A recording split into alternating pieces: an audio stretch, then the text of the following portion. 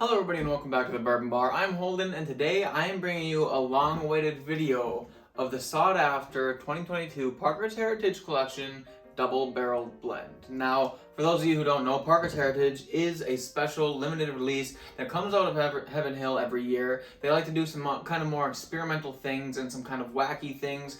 They've had some very popular things in the past, along with a weeded bourbon. They had a bourbon finished in blue curacao barrels, orange curacao barrels rather. And then this year's special release is a double barrel blend where they have a blend of 15 and 13-year-old whiskeys, and the 13-year-old whiskey is double barreled. So a little bit of information about this bottle. It is 132.2 proof. That makes it 66.1% alcohol, and it, like I said, is a double-barreled product. But I will go ahead and give you guys some information from the back of the bottle. This says it contains 67% 13-year-old Kentucky straight bourbon whiskey, and that has been double oaked and then blended post-aging with 33% 15-year-old Kentucky straight bourbon whiskey.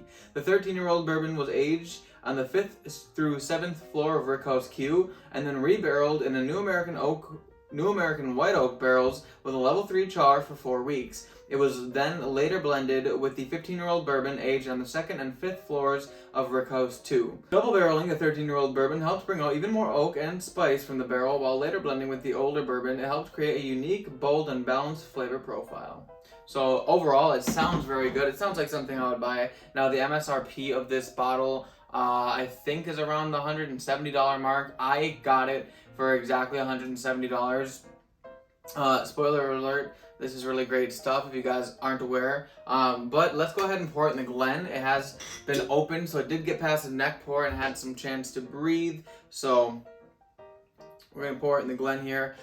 This is one that I really didn't think I was ever going to find. It was luck of the draw. I walked into the store on a snow day of all things. I was supposed to be at work, but it snowed a lot. I happened to walk into the store, and this was sitting along with an old Fitz 19 decanter series, and I ended up picking up both of them at retail. So this was $170, and overall, the price isn't bad for what you're getting. A 15 and a 13-year-old bourbon, and then double oaked, pretty decent. But let's go ahead and get this bad boy on the nose and stop dilly-dallying.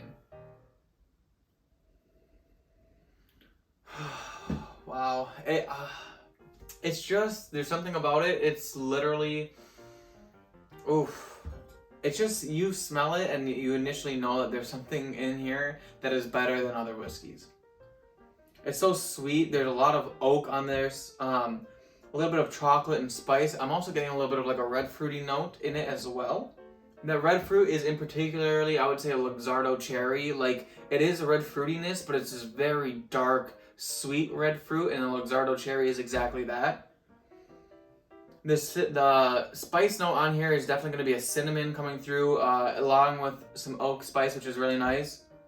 And there's a bit of caramel on the nose as well, but not as much as all those other flavors. But this is really good. Let's get it on the palate, and I'll let you guys know how it is.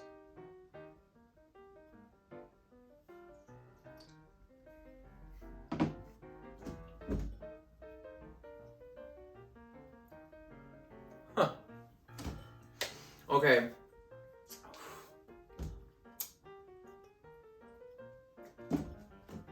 Yeah, that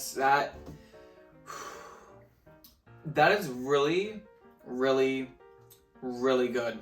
A lot of oak on this one. Definitely an oak bomb. If you guys like oak, this is for you.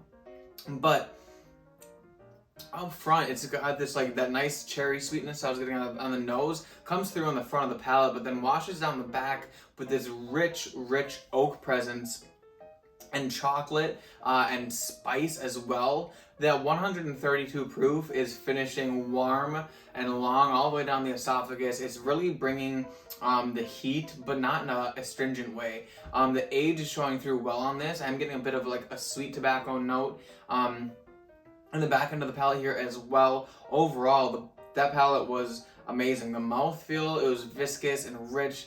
Again, coming in at 132 proof, that's kind of to be expected, but overall, this is a really great whiskey. I'm gonna have to go in for a second sip and see how it is.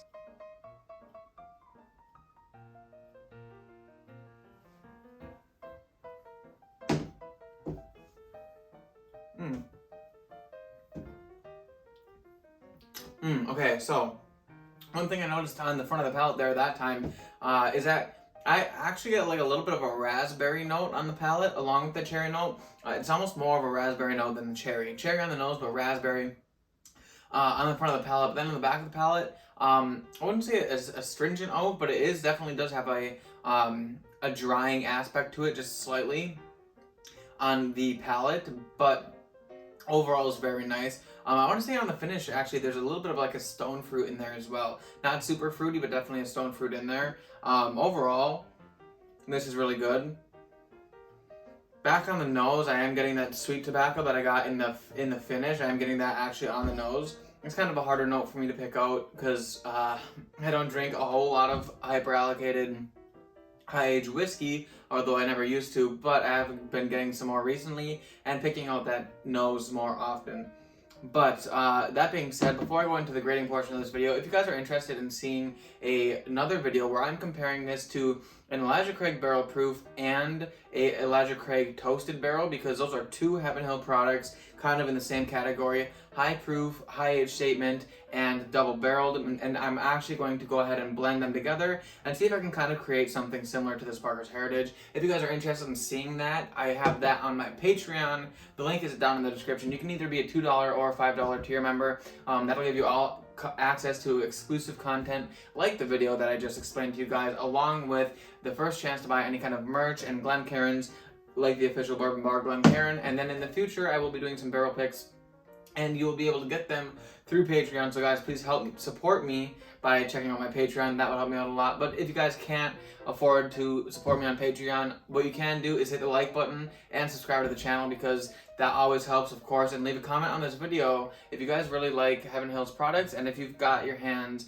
on a Parker's Heritage yet this year. Alright everybody, so you all know how the grading portion of this works. I'm going to give you a grade on the nose, on the palate, and the value for the money. Starting off with the nose here. The nose is super great.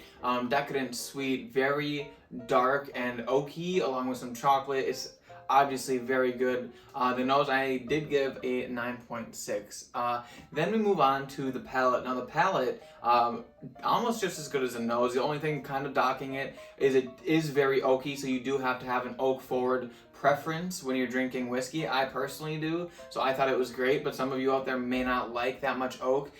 So the palate I gave a 9.4 out of 10. Now the hardest one for this is definitely the value for the money, because this is $170. But out of all the expensive whiskey that I've purchased this year, or in 2022, this $170 whiskey probably feels the most worth it out of all the really expensive ones that I bought. It's definitely one of the best that I have on the shelf. So that being said, this whiskey, the value for the money, is going to get a 9.0 out of 10. Overall, add those together, divide by 3, I get a 9.33 out of 10. So I'll round it down to a 9.3 out of 10 overall on Parker's Heritage Double Barrel Blend. But guys, that's going to be the end of the video. If you guys enjoyed it, please, like I said, hit the like button, subscribe to the channel if you're new. Check out the Patreon for a video where I will go ahead and compare this against a blend of an ECBP along with an Elijah Craig toasted barrel and see kind of what comes out of it. But thank you all for watching, and I'll see you all in the next class.